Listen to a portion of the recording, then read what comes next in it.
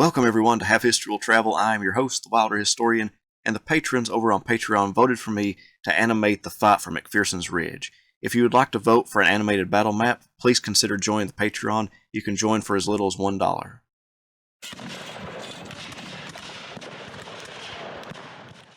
After Archer had been repulsed around Willoughby Run, a lull came over the battle in that sector. North of the Chambersburg Pike, Robert Rhodes and his division was attempting to break the Union line on Oak Ridge. Meanwhile, the Iron Brigade, fresh off their victory against Archer, formed in Herbst Woods. The positioning of the brigade was awkward for the men in the wooded terrain, and multiple officers approached the commander of the brigade, Solomon Meredith, to complain about their position and suggested seeking better ground. Each complaint was met with basically the same response. They were to hold this position at all hazards. Major General Harry Heth prepared his division for another assault, this time sending in his other two brigades, Virginians under Brockenbrough and a large North Carolina brigade under Pettigrew. Colonel Burkett Fry, commanding Archer's brigade, would form on the right.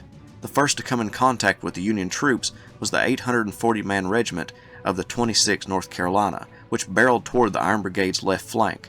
The rest of Pettigrew's regiments advanced in echelon. A member of the Union Brigade remembered that the rebels advanced toward them yelling like demons, and the two sides delivered volleys into one another at point-blank range. The 11th North Carolina advanced across Willoughby Run and gave further concern to the Northerners by overlapping their left flank. The two sides slugged it out, the 19th Indiana losing about 40% of its force, and the 11th North Carolina sustaining horrible losses as well.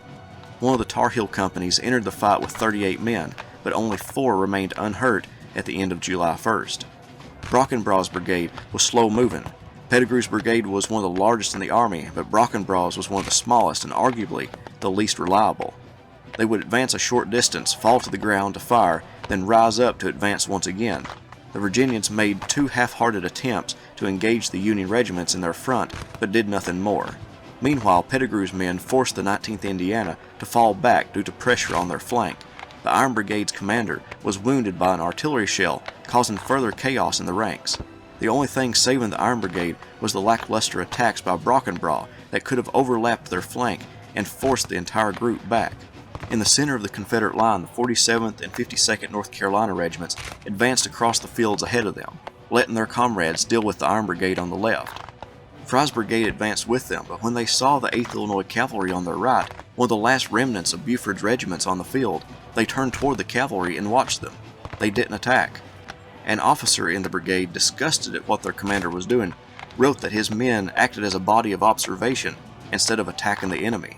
Seeing the desperate situation, the 151st Pennsylvania was rushed to the front to hopefully hold off the Confederate juggernaut, threatening every brigade on the field. In Herbst Woods, the 24th Michigan fell back and linked up with the 19th Indiana. The Iron Brigade was falling apart, and if it didn't withdraw quickly, it ran the risk of being captured. Biddle's brigade, which had been sent to reinforce the Iron Brigade but hadn't advanced far enough and remained behind McPherson's Ridge, barely saw the advancing Confederates in their front because of their precarious position. The 52nd North Carolina outflanked them and a desperate fight ensued. The Iron Brigade was getting flanked as well. They couldn't hold on any longer in Herbst Woods and begrudgingly fell back.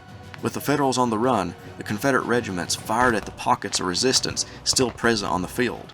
Both sides commented on the hotness of their rifles from firing so many times. Some Union troops dropped their rifles to pick up wounded and dead men's rifles that were cooler. A member of the 11th North Carolina remembered that their weapons became so fouled because of the black powder residue that they had trouble ramming the charges home, so they resorted to picking up rocks to hit their ramrods in order to properly seat the cartridge. Biddle's men also fell back to the Seminary. One soldier who fell back said the quarter-mile run to safety was probably the best on record. This left the 151st Pennsylvania almost alone. Even though this was their first battle, they fought bravely and held on with the 142nd Pennsylvania.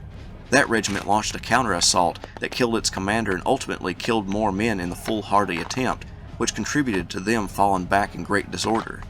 Now the entire Union line was on the run, both sides paying a heavy price. The inexperienced 151st Pennsylvania lost nearly 60% of its force, and the 26th North Carolina lost 549 out of 840 men. Nearly 1,000 men were lost in Pettigrew's brigade in about 30 minutes. Chaos reigned on the field for the Confederates as well. The division's commander, Harry Heth, had been wounded and knocked unconscious by a bullet to the head.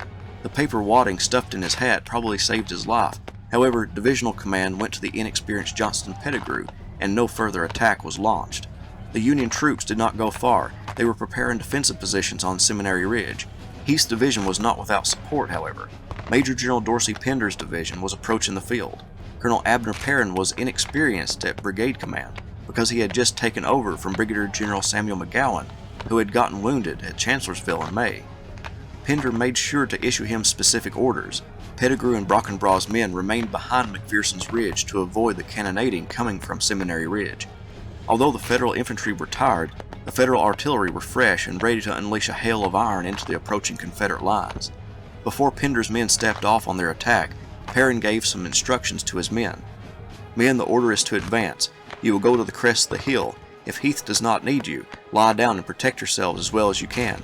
If he needs you, go to his assistance at once. Do not fire your guns. Give them the bayonet. If they run, then see if they can outrun the bullet. They stepped off for the attack, and immediately Federal artillery began launching grape shot at them. But, as one South Carolina soldier remembered, they began throwing grape shot at us by the bushel, it seems. They shot too high for us as the shot went over our heads. Had they been a little lower, I don't see how any of us could have escaped. Although the canister flew over their heads, the solid shot and shell did their grim work. A Union soldier remembered the 38th North Carolina, who advanced directly toward the battery, simply put their heads down as if marching against a hard wind when the cannons opened up on them. But they kept moving forward, despite the casualties.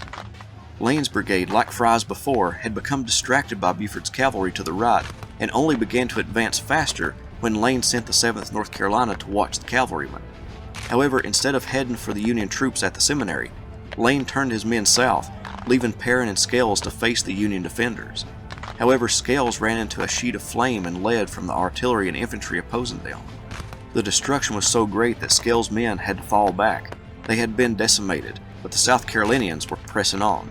One member of Perrin's brigade recalled, "To stop was destruction, to retreat was disaster, to go forward was orders." Perrin was angered over the lack of support, but he had a determination that led him to victory that day.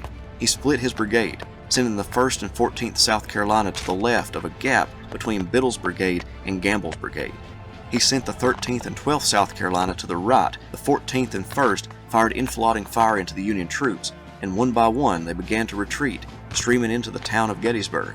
Eventually, the entire line at Seminary Ridge was gone, and the Confederate brigade of South Carolinians stood victoriously on the ridge. Just north of the Chambersburg Pike, Robert Rhodes' division broke the Union line on Oak Ridge, and the brigades of Jubal Early were pressing in on the Union defenders north of the town.